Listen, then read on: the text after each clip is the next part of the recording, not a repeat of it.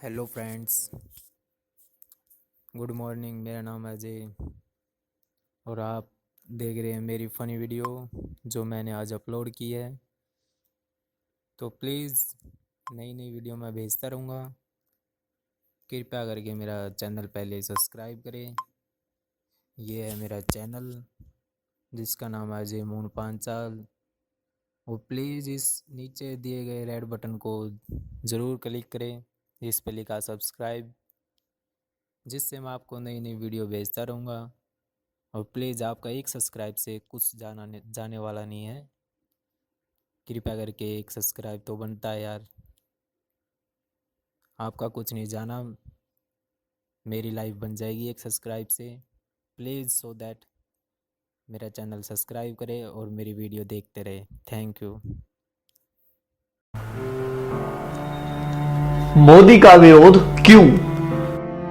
क्या मोदी कोई विदेशी है जो बाहर से आकर प्रधानमंत्री की कुर्सी पर जबरदस्ती बैठ गए हैं? क्या मोदी का चरित्र दागदार है? क्या मोदी ने कोई भ्रष्टाचार किया है? क्या मोदी अपनी तिजोरी भर रहे हैं नेहरू गांधी परिवार की तरह? क्या मोदी का कोई बेटा, भतीजा, भाई, भौजाई जिसको वो लाभ देने में लगे हैं? क्या मोदी की विश्वसनीयता संदेह के घेरे में है? क्या मोदी राष्ट्र विरोधी कार्य कर रहे हैं? क्या मोदी कामचोर हैं? स्वयं से ये सवाल करने पर हर बार आपका मन जवाब देगा नहीं। तो फिर मोदी से एलर्जी क्यों? अल्पज्ञानी आरोप लगाते हैं कि राम मंदिर नहीं बनवाया, धारा 370 नहीं हटाई, पीडीपी से गठबंधन कर लिया, 15 लाख नहीं दिए, अच्छे दिन नहीं आए। आप ही बताएं कि क्या आपको हर विषय में 100% नंबर मिलते थे? क्या आप पहली नौकरी लगते ही घर खरीद लेते थे? आपने 5वां फ्लोर पहले बनाया था या फिर मजबूत नींव? गाड़ी में 5वां गियर पहले आता है या पहला? उदाहरण और भी जोड़ सकते हैं। कोई नहीं बताता कि अगर मोदी नहीं तो और कौन? कौन बना सकता है स्थायी सरकार? कौन बनवा सकता है राम मंदिर? कौन हटवा सकता है धारा 370? कौन करवा सकता है किसानों की सुरक्षा? कौन कर सकता है भारत की रक्षा? ये एक साजिश है लुटेरों की, ताकि आप फंस जाएं और इनको लूटने को मिले। मई 2014 से आज तक सारे चोर चुहार, देशद्रोही, आतंकी टाइप के लोग पगलाए हुए हैं। जरा सोचिए, अगर आपने आज मोदी का साथ नहीं दिया तो जैसे वाजपेयी सरकार के जाने के बाद सोनिया की गुलामी 10 साल करनी पड़ी थी, अब की बार शायद 100 साल से भी ज्यादा करनी पड़ेगी। खून के आंसू रोना पड़ेगा।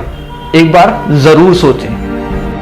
हमने अपने देश की बागडोर मोदी जी जैसे एक ऐसे मजबूत और ताकतवर व्यक्ति के हाथ में दी है जो देश के 125 करोड़ हिंदुस्तानियों के भविष्य के बारे में 24 घंटे सोचते हैं और उनके भविष्य को संवारने के लिए निरंतर कार्य कर रहे हैं। मीडिया और लोगों का विरोध सुनकर भी वे देश के भविष्य के लिए कार्य करते चले जा रहे हैं।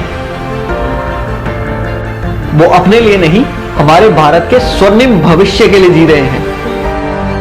गर्व करें कि आप मोदी समर्थक हैं, कोई इटली की टीम के गुलाम नहीं या चीन का साथ देने वाले वामपंथी नहीं, ना ही अन्ना हजारे के साथ भारत माता की जय बोलकर सीएम बनने वाले और आज भारत माता की जय नहीं बोलने को जायज ठहराने वाले किसी के चेले नहीं।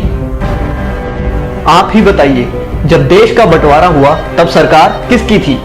जब पाक अधिकृत कश्मीर बना तब सरकार किसकी थी? जब मुंबई पर हमला हुआ तब सरकार किसकी थी? जब चाइना ने जमीन हड़पी तब सरकार किसकी थी? जब वीर सैनिकों के सर काट के पाकिस्तानी ले गए तब सरकार किसकी थी? बोफोर्स का घोटाला हुआ तब सरकार किसकी थी? सैनिकों की वर्दी पर पैसा खा गए, वो सरकार किसकी थी?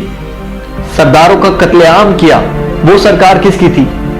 शिमला का समझौता कर देश की बेशकीमती जमीन पाकिस्तान को दे दी गई, तब सरकार किसकी थी? आसाम में हिंदुओं का खून बहा, तब सरकार किसकी थी? कश्मीरी पंडितों को मारा गया, तब सरकार किसकी थी? कॉमनवेल्थ घोटाला, कोल घोटाला, 2G घोटाला हुआ, तब सरकार किसकी थी? दूरदर्शन के मोनो से सत्यम शिवम सुंदरम, हटाने वाली सरकार किसकी थी? भारतीय मुद्रा से सत्यमेव जयते हटाने वाली सरकार किसकी थी? वंदे मातरम का अपमान किया वो सरकार किसकी थी? क्या आप जानते हैं इंदिरा गांधी के रास्ते में आने वाले लाल बहादुर शास्त्री की ताशकंद में रहस्यमय हालत में मौत हो गई। नेहरू के लिए खतरा बन रहे श्यामा प्रसाद मुखर्जी और दीनदयाल उपाध्याय की हत्या कर दी गई और पुलिस ने आज तक इस साजिश से पर्दा नहीं उठाया। राजीव गांधी के लिए चुनौती बन रहे वीर बहादुर सिंह की पेरिस में मौत हो गई, जबकि उनको हृदय की कोई समस्या ही नहीं थी। सोनिया गांधी के खिलाफ कांग्रेस अध्यक्ष का चुनाव लड़ने की दो लोगों ने हिम्मत की, राजेश पायलट और जितेंद्र प्रसाद। राजेश पायलट की कार को एक रहस्यमय तरीके से ट्रक मारकर गायब हो गया और जितेंद्र प्रसाद बरेली के एक सर्किट हाउस में मर गए। इनसे पहले सोनिया को चुनौती देने वाले सीताराम केसरी को पार्टी से भगा दिया गया। राहुल गांधी के लिए खतरा साबित हो रहे माधवराव सिंधिया एक प्लेन एक्सीडेंट में मारे गए, जबकि उनका प्लेन ब्रांड न्यू था, उसमें कोई समस्या नहीं थी और किसी भी मौसम में उड़ने का सिस्टम लगा था।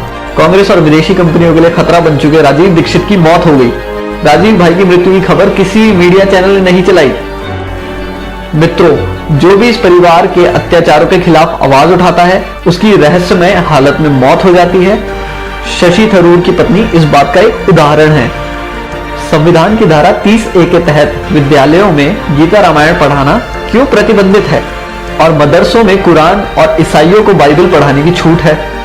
हिंदू मंदिरों और तीर्थ स्थानों के चढ़ावे पर 70% सरकार का हक, मस्जिदों और मजारों पर चढ़ावे का पूरा हक उन्हीं का, साथ ही सरकारी अनुदान। बाबा अमरनाथ और कैलाश पर्वत की यात्रा पर सरकार को टैक्स, लेकिन हज यात्रा पर सब्सिडी। इच्छा है तो इस मैसेज को आगे बढ़ाएं, वरना स्वयं को भारतीय कैसे कहेंगे। जय हिंद।